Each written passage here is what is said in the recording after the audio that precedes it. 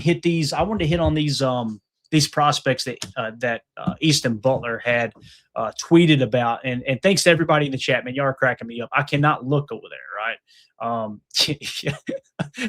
I gotta put it on the screen. So this says, was this written by OnlyFans AI? It seemed like it, didn't it? Sure. Start. Got to be careful not to get canceled out here, folks. Let's do this. Let's jump over here and see what Easton Butler had to say. Colorado State wide receiver Tay Lanier, if I'm saying that, or Lanier maybe, met with the Packers at his pro day. He described it as, quote, nervous and exciting at the same time. So the Packers are looking at a few wide receivers. Some people are going, why? Why would you go try to draft another wide receiver? These are probably undrafted free agents. These are guys that, just taking a quick glance on our PTA big board, two of the three were not on our board. They now are, and we're going to work out a grade for them. We got the cheese emoji, so you know they met with the Packers. Two of them were not on our board. The other one was in the 600s. We'll talk about them as we get on down the line here. So, again, the Packers seem to be focused on trying to find those late round or undrafted gems at the wide receiver position. And I like that, man. I do, because you never know when you're going to hit on a Malik Heath or somebody like that who could contribute, on down the road. It might be year two, but you look up in year two and go, dang, this guy right here is a productive player. This is a guy who can fill in a pinch if a Matthew Golden gets banged up, if whatever, if Jaden Reed goes on IR for 4 weeks and now he's been in the system for a year and a half, 2 years, and you call someone like a Tay Lanier up, that's something that's very, very valuable to the Green Bay Packers. So that's a player to look for. Guys, do your own research. Check him out. To me, he looks like a bigger-bodied receiver. Just judging by the picture and not doing a full scouting report, we're not going to take the time to do that right now. Looks like he's got a good wingspan as well, right? So the Packers are definitely keeping an eye on Tay Lanier there from Colorado State. Now, moving on to the next one, it looks like the Packers are pretty busy at the Colorado State Pro Day, as Easton Butler also tweeted out.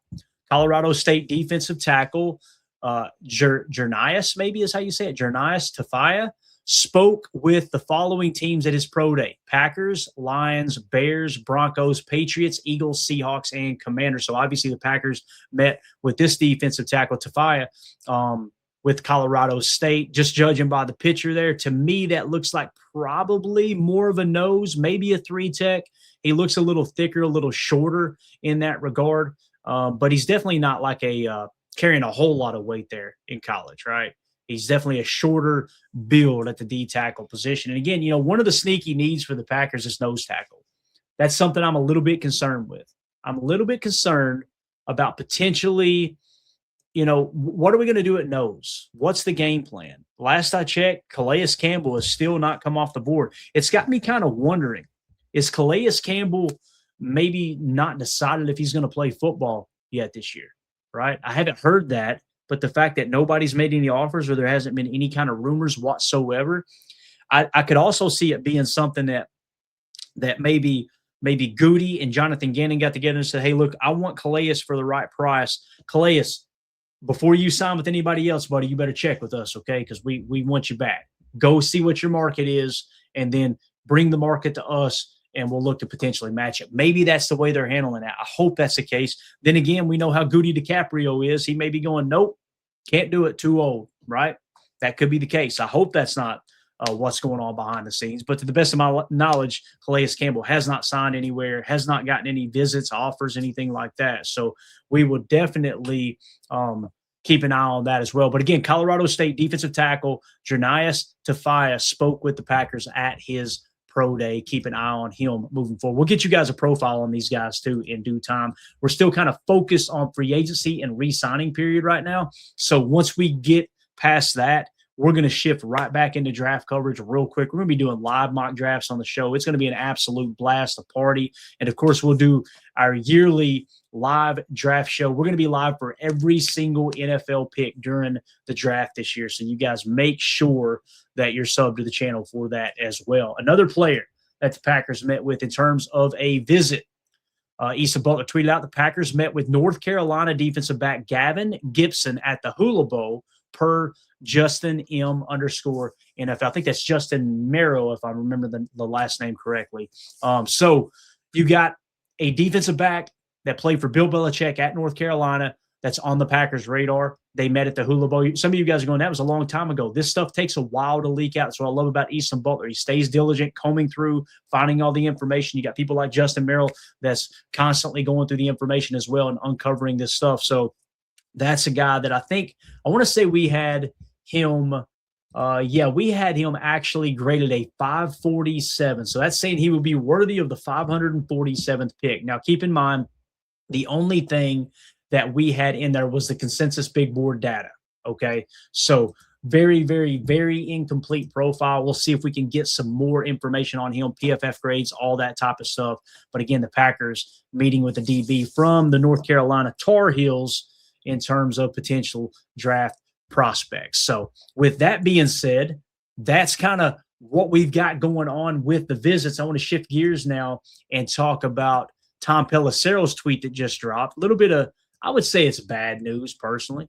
When you look at this, I was kind of holding out a little bit of hope that maybe Aaron Jones would come home. Not going to happen. It looks like he's returning to the Minnesota Vikings. As Tom Pelissero tweeted out, the Vikings and running back Aaron Jones have agreed to a revised contract to keep him in Minnesota for the 2026 season. Sources tell me and Rap Sheet, says Tom Pelissero.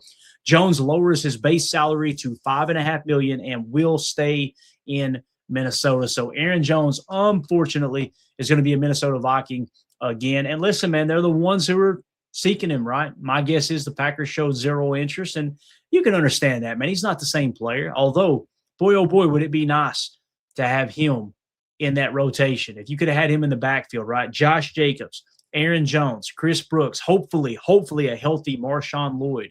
That would have been a nice four-back set. But again, I'd say the Packers are probably keeping their eye really, really close on their practice squad player, or at least projected practice squad player in Damian Martinez. I'm really excited to see what he does in camp. Don't be surprised, gang, if Damian Martinez makes the cut into camp. Don't be surprised in training camp if you start hearing, man, this Damian Martinez kid is turning heads in camp when the pads come on. I'm telling you, man, that's a kid that I'm really excited to see what he can do moving forward. So that's just a quick little glance at what's going on with the prospect visits and the latest news around the league. I'm just going to hit refresh one more time and make sure we haven't missed anything while we were live here. It looks like we got a little bit of stuff popping on the news here. Here we go. Looks like there's two more moves. So we do have a couple more moves. Let's throw it up on the screen before we wrap up, man. This is awesome. This is why I love live streams. I see your super chat there, Soder. I'm going to get to it in just a second, buddy. Thank you so much. If I'm reading this correct, this is our buddy Alec over on X, at Alec_332. The Packers have made two moves. They signed tight end Josh Wiley and signed defensive lineman Jonathan Ford, whom they drafted in 2022 after spending time in Chicago. And now he returns. Just check the date. Yep, March 11, 2026. So this is the latest update. Love the Josh Wiley signing, man. That's a guy that played a huge role for the Packers last year. He's kind of that move tight end underneath, can line up in the wing, kind of a blocking tight end. I think he caught a touchdown as well. Really excited to have him back. So that tight end room, when you look at it now, obviously Tucker Kraft, you want him back as soon as possible. You got Luke Musgrave as more of the receiving threat, not a blocker. Josh Wiley's going to play a big role there in terms of blocking for sure. So love that addition right there. If you guys are watching this back later, let me know in the comments, how do you feel about this latest news here, the signings, the three prospects the Packers met with? How do you feel about Aaron Jones re-upping with the Minnesota Vikings? Let's take the conversation into the comments section. Hit that like button for me, hit subscribe, click the bell icon so you don't miss out on future videos when they drop. We appreciate you.